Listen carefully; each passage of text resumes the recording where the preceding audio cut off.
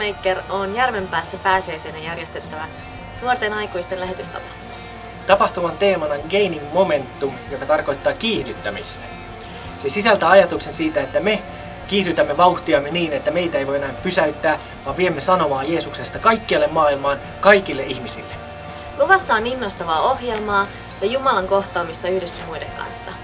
Puhujina on muun muassa Manuel Rautalahti Kuopiosta ja Joakim Lundqvist Ruotsista. Musiikissa kuulemme Katajaista kansaa ja Praise Factorya. Lisäksi tapahtumassa on useita inspiroivia kanavia.